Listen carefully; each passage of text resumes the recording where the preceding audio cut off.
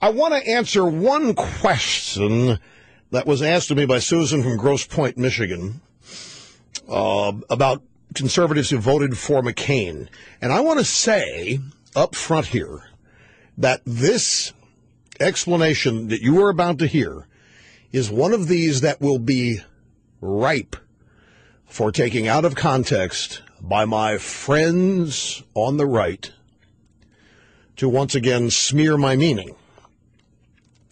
Here goes. I said just before the previous hour concluded, I don't hold it against any conservative who voted against McCain.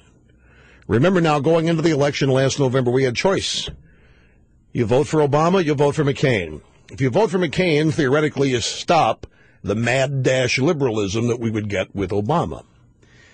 However, if you vote for McCain, then you can kiss conservatism goodbye as we've always known it, because he wasn't it. And you say, okay, the way to win elections for the Republican Party is to become like Democrats. That's the options that we face. Okay, do we Republicans want to become like Democrats? Do we want to throw Ronald Reagan overboard? The era of Reagan's over. And just to win elections, do we do what Democrats do just so we can win?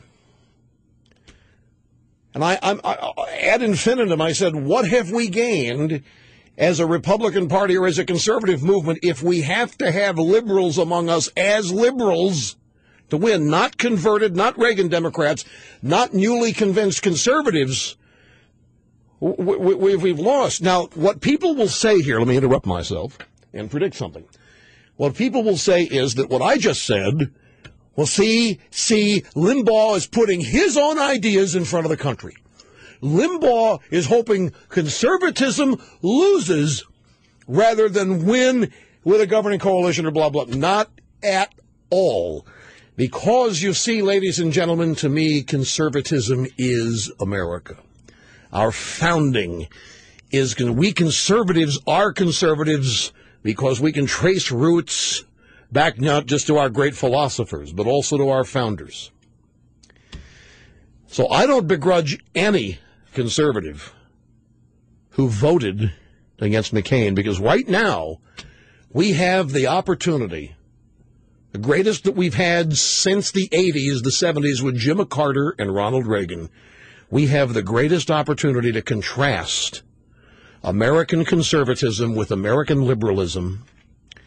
And if we've got leaders, elected leaders, who will eventually stand up and proudly proclaim what conservatism is and how it is best for America, then we can reclaim it. We can reclaim the country as conservatives for the good of the country, for the good of the people.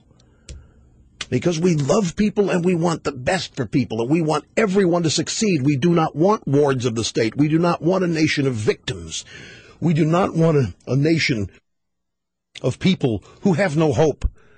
We don't want a nation of people who are willing to sacrifice their liberty and independence to depend on somebody else or a government for crumbs. That will not continue a great country. It will not give us a great country.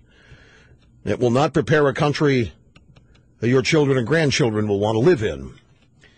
So it's for me, it's not a dicey question at all. It's very simple. I was simply, we've got Obama and we see what he's doing and we see how fast he's trying to do it. And we have the antidote, which is not Obama light. It's not Democrat Party light. It is conservatism. And now with this whole I hope he fails comment, voila. Remember I said when I first made this back on January 16th, I said, I hope the drive-by media plays this every day in and day out. I hope he fails. I hope he fails. They have done it. They have granted my request because it has opened up the whole question and the debate on just what the role of a president is. He's not a king.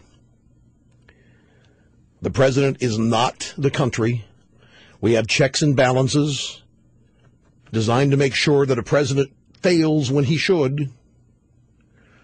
You can see it in the founding documents. You can see it in the separation of powers, the division of powers, the Federalist Papers. If we wanted to conflate the president and the government, then we would have a king. We don't have a king, but we have a cult going on right now. But all this is good. Had McCain won, I don't know what the congressional differences would be, but we would have a watered-down conservatism that would be in no shape to assert itself. And we'd be back where we were largely with Bush in several instances where conservatives had to take a back seat to party loyalty, given all of the assaults that were made against President Bush and so forth. We'd have cap and trade with Senator McCain. We'd have national health care. We wouldn't have this giant stimulus porculus bill. We'd have more campaign finance reform. We would have McCain going, full bore on global warming and all that, according to the liberal Democrat agenda. Because we had a man who was eager to cross the aisle and work with the other side. So my philosophy is here. It is what it is. And we have to make the most of it and realize what an opportunity this is. And we delay the opportunity every time we water down our beliefs by saying, well, I don't know, he's a great guy. What a great family. His policies are disastrous, but, oh, man, does he look good. What a great guy. Have you seen the family? Oh, the family. Oh, man, his policies are going to wreck us for years.